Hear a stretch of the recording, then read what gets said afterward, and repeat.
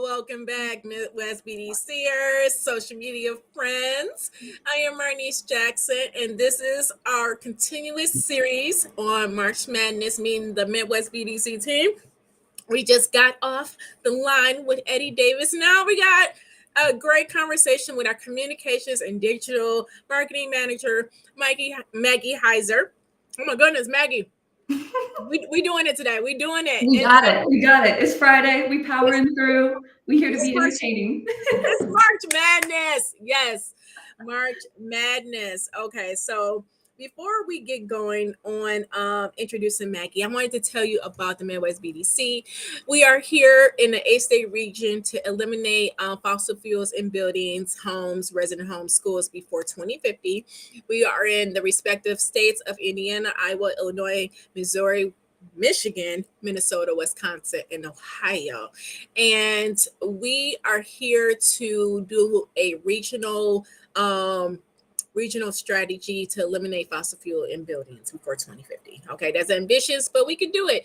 And here at the coalition, we emphasize the HIMAS principles for democratic organizing. That means lifting people up, and equipping, educating, and taking direction from communities who have been impacted by fossil fuels, and letting them lead the way. And they have the answers, and we have to just believe that. But also the climate justice principles and the environmental justice principles. So if that's not in your framework, you need to acknowledge that you may not be doing it correctly, because the answers are within the communities who have been impacted by high energy burden and environmental racism. And so Maggie Heiser, who has been with Midwest BDC since 2022 as our communications and digital marketing manager, we're going to welcome her in as she talks about herself and the communication things that she would like to see here at Midwest BDC. So Maggie, come on in and introduce yourself. Welcome, welcome, welcome. Awesome. Thank you, Marnese. Thank you for the intro. So as Marnese said, my name's Maggie Heiser. I am the communications and digital marketing manager here with Midwest BDC. I've been part of the team since 2022, which feels crazy because it's like 2 years ago. Now that's 2024, but I guess that's how long it's been. So been with the team since then. I'm based out of Columbus, Ohio. So kind of, close to the heart of our Midwest region. I grew up in Ohio, been here my whole life. So I feel like a real Midwestern girl at heart. And I remember that was one of the things, even when I just saw the job posting and applied and was like, wait, I'm so, passionate about even just this region of the US, I feel super tied to it. So I was like, okay, another reason why I'm interested to see what this coalition's got going on, what they doing. Yes, Maggie. And as I said before, Maggie is definitely instrumental on the back end, again, our communication pieces, our graphic design. And you need that in a coalition. I mean, because, without that, who's going to do all the communicating with members? In a crafty, savvy type of way. So how did you get into communications, and what is exciting about communications? Yeah, it was actually kind of a really random path. So I went to college at Denison University, which is in Granville, Ohio. And I came in and I was like, I want to go to college. I want to get a degree, but I don't know in what. So I took a couple of classes and different things. And I had always been, pretty artistic, into writing, into art, into like movies and stuff like that. And so I took this class that was all about essentially like film and communications. And I was like, okay, cool. Like, I like movies. Oh, I have to watch movies as homework. Like, that's fine. I can do that. I like college. So I did that. And then I actually really loved the professor and really liked communications. And our program at Denison was really kind of focused on, it wasn't as much of like the marketing and stuff, that like those more like day-to-day tasks, but it was really based on like, how is our world and our society and our culture like made up of these things? Like, how is that constructed around us? So you maybe go to the store and think, oh yeah, I'm just gonna go to the store, I'm gonna buy whatever I need and then go home. But like, there are all these factors at play, kind of like pushing you in certain directions, like dictating your time and attention in certain ways. And I thought that was super interesting and almost this kind of like psychology in the background. And I was like, wait a minute. So if I'm going to live in this world and all these things are going to have an influence on me, I got to be aware of that. Like, I want to know what's going on. And so that's kind of how I got into the whole communications thing. And graduated from Denison, knew that I wanted to ideally work in an environmental field. And so had done a couple other environmentalism kind of jobs with communications, and then saw this job posting. I had no idea what decarbonization was. That was a big 3-syllable word that I was not aware of until I applied, learned more about it. And then I thought, oh, this is totally something I can get behind, and I want to use my kind of skills and passions and interests for. Thank you so much, Maggie, because, you know, I feel like when you're doing communications, you can pretty much work in any type of field. But it's like, you know, with building decarbonization, it's so specific. It can be daunting. You know, we have to make it, you know, sexy, because it's not one of those fields within the climate movement or sectors in the climate movement that's like awesome. A lot of people want to talk about water quality, of course, outdoor air quality. But for you, what has been difficult, or your favorite approach to you know, communicating about building decarbonization, like with the technical topics? What, like, bringing your flavor in, what has been, you know, your way of doing that to approach this? No, totally. I think that's such a good point too, that like so much of our kind of like climate change work and environmental work, it's really focused on the things we interact with every day and the things that are really visible. So it's like, okay, if you're walking outside and you see a bunch of litter or trash or like a big polluting facility that's being built in your neighborhood, that's something that's really easy to kind of get people to rally around and be like, okay, look, like we can all see this, we can all feel the impacts right away. We got to do something about that. And I think you make a really good point that building decarb isn't really that way. We've even talked about it internally with like even just other kind of like aspects of building decarbonization. Like you can get solar panels on your home or on your place of worship or your school, and everyone in the community can see that and be like, okay, cool. Like you guys are doing something, you guys are investing in renewable resources. That's awesome.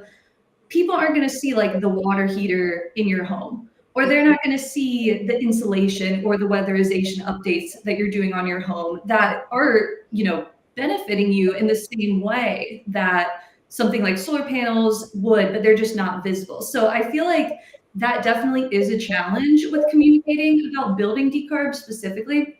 But I feel like I've found that it's almost just like the more we talk to people in our coalition, so either people in our working groups or people who have been impacted by the work we're doing, maybe the funding program or maybe some of our events, everybody has a story about how decarbonization or how Midwest BDC has impacted their lives in a tangible way. So whether it's like, I think a big one for a lot of us is my utility bills went down. That's super tangible. That's like money in the bank, money that you can spend on other things in your life. Or, you know, it might not be as obvious to everybody else, but like my home is much more comfortable temperature wise, or even I was able to switch to maybe a different type of stove that isn't polluting the air in my home, making the indoor air quality super bad. So I feel like it's almost just like a slower process with communicating about building decarb, because you have to like tease out those stories. You have to figure out like, what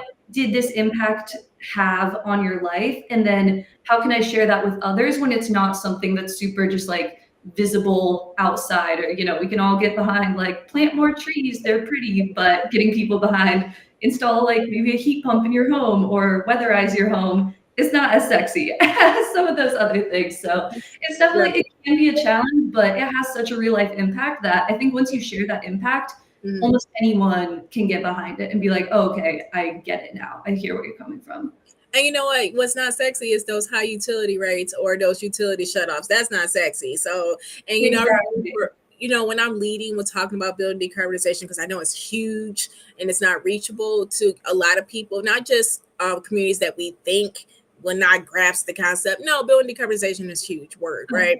And I always start off with, you know, did you have a parent that said you do not pay on these utility bills, do not touch my thermostat? Now, if you didn't have a parent like that, y'all just got it like that, because I know I had parents who not touch that thermostat. Oh, You do not same. pay no bills around here. And that's the same language I use with my kids, London and Dawson, because they know DTE they experience the shutoffs, and I'm like, this is the reason why. And so you have to start that with the basic communications. Okay, you don't like these high utility bills, you don't like getting shut off. Okay, then I'll go into leading into the climate impacts, and then what you got to do. It's all about, meeting people where they are. And so with that, since you've been here, and building decarbonization isn't so sexy, like what is different with Midwest BDC than any other groups doing this work, or the job that you have had? Yeah, I think, well, I could talk about this for 20 minutes by itself, but I think a lot of it is that being part of Midwest BDC from kind of like that beginning stage where, I mean, we're still like a new startup, but now we are a nonprofit. I've gone through that transition with Marnese and like with the rest of the team. There was, I think something really unique about our work is there's so much trust, and I guess it really kind of does come down to trust for me, given to our staff, given to our coalition members.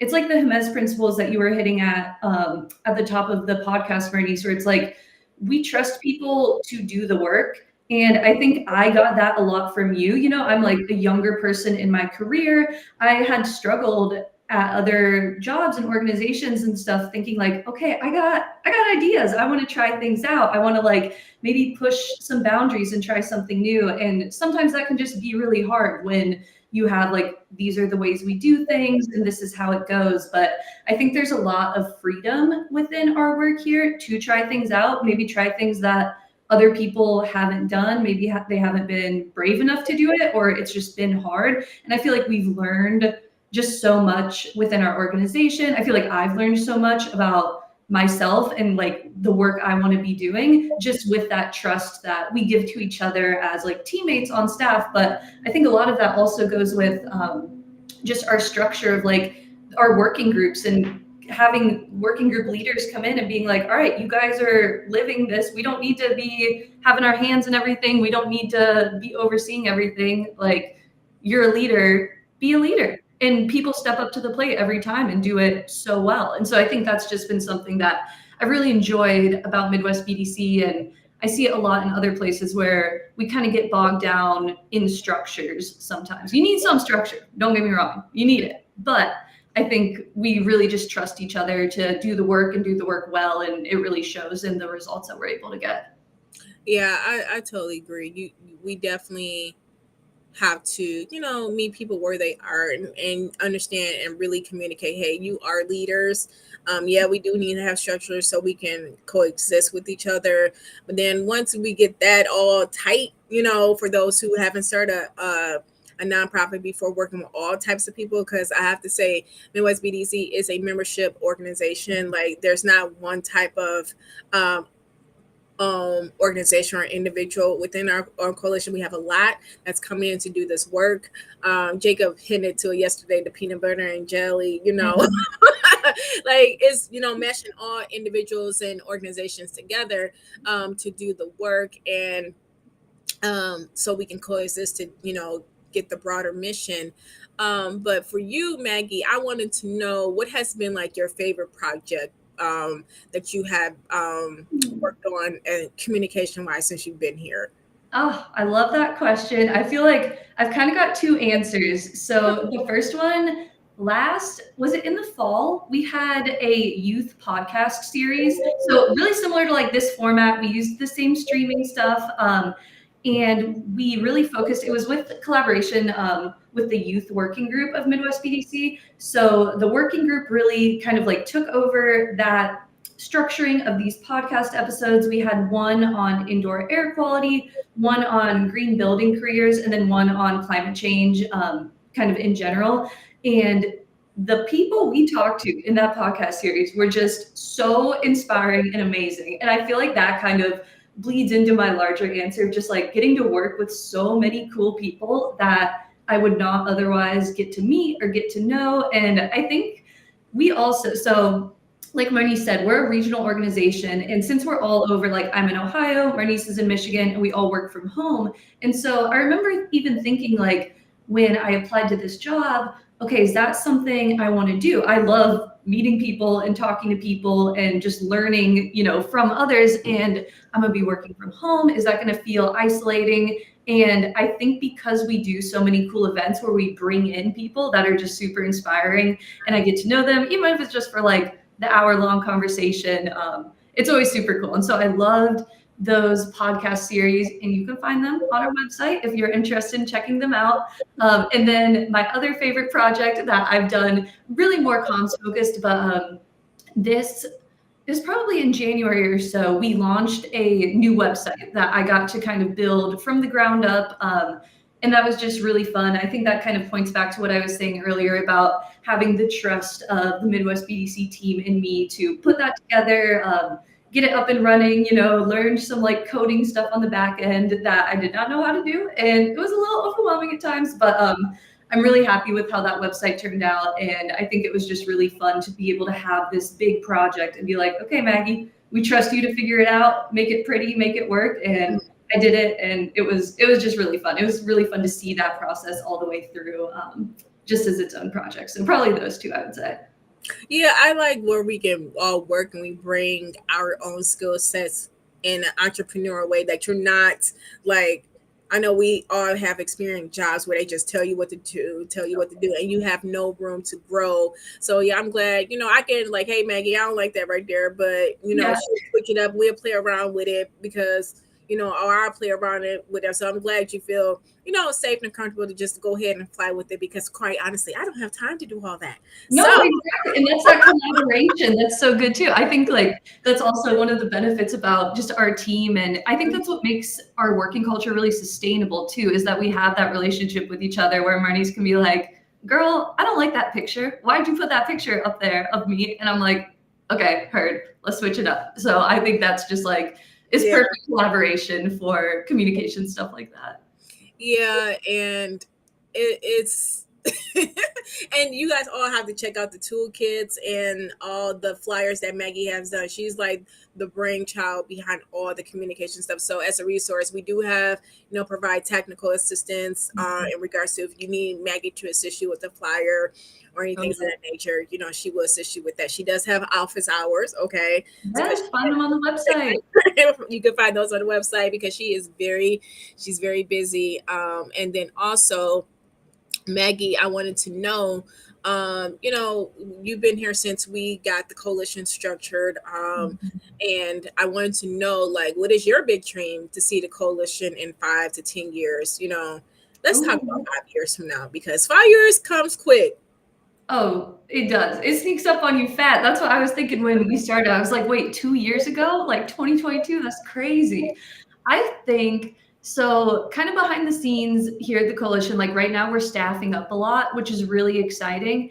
And I know we've talked internally about, maybe having this goal of ideally having someone in each of those 8 states working for the coalition. And so I feel like my dream version of 5 years from now is that we'd have someone in every state. And then in my role, I would get to like go out, like travel with them and then film videos, like interview people on the ground there and just kind of continue. I think we do a really good job of it even now, but continue to get out of our work from home bubbles and just like get out there, get in community. And I think it would be so cool to have like a point person in every state that we would get to travel to go meet up with maybe once a month, just like see what's happening on the ground. And then I would love to do video series about that.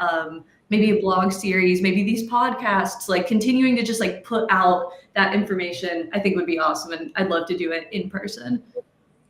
All right, Maggie. So I definitely appreciate that vision. That's actually a part of my vision too. So we all working in sync here. We all know where we want to go in the next 5 to 10 years. And communications and marketing is definitely a must, right? We're still in a virtual setting.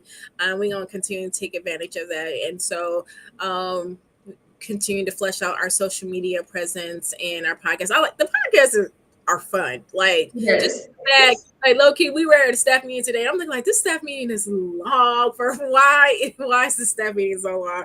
And we all were in hoodies. I was like, y'all, we got to pull it together. We can do it. Do this has been a long week for us. But Maggie, tell us about, outside of work, what do you like to do? Yes. No, it's a good question. I think this also, I'll do one more plug for working in Midwest BDC. I feel like we are a sustainable organization because we can be people first and work not even second, but like in tandem. We are people and we can work at the same time. So I love this question. I always just appreciate when we don't have to be super like work mode, 9 to 5 only. I feel like we all know that we're people and that is okay and that's normal. Like, I just think that's special because it's not like that everywhere. So I feel like outside of my working time, I'm a runner. I really am happy that it's getting a little bit warmer out. So I like to kind of work out, spend time outside running. I'm going to be planting a garden this year. So I'm really excited about that. I'm ready to just like essentially sit on my back porch in the summer every night and enjoy everything going on outside. So love all that stuff. Not too. I have a cat. Marnese sees her on my calls often because I'm surprised she's actually chilling right now. She's sleeping, but she loves to jump up on the desk. So all that good stuff. Like to be outside, but nothing too crazy. We're cat people. Lois don't like to do all that. Lois just be don't bother me type of cat. She's for real, don't bother me. But then when me, London, and Dawson, when we're all together, here she come. Like, y'all not gonna forget about me in this conversation. Oh, that's exactly how she is. I'll be on a call and I'll be quiet. I'll just like be not talking for 10 minutes. As soon as I open my mouth, she walks in the door there, like screaming her little cat head off. And I'm like, girl, why now? Like, we just had 20 minutes and you didn't care. But of course, as soon as I start talking, now you gotta talk. Okay, Lois. All right. So, yes, Maggie, thank you so much for being a part of the team. Make the team thrive and shine and glitter with all the stuff that you are doing.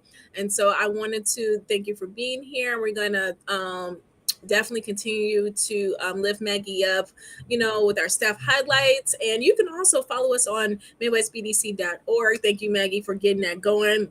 Yes. Yeah, check out the website. But coming up next week, we have our Director of Operations, Terry Cush, and Administrative Associate. Yeah, get it together, Marnese.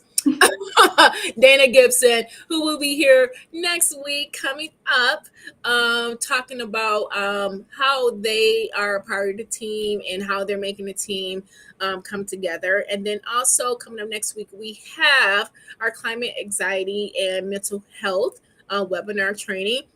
On March 28th, you can visit Midwest BDC /events where you can come in and see that webinar. And all of our webinars and trainings are on our YouTube channel. So follow us on YouTube. We're on Facebook. We're on X.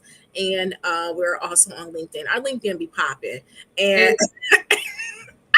I don't even understand why LinkedIn. It's like I'm actually on LinkedIn now. Like, dang, LinkedIn is through. So we get more traction on LinkedIn. And so you can always sign up for our emails and become a member of Midwest BDC by coming to one of our orientations, and we'll get you signed up and you can get plugged in. So we'll see you next week, next time. And thanks so much for tuning in to our Midwest BDC March Madness podcast series. Thank you, Marnese, and have a wonderful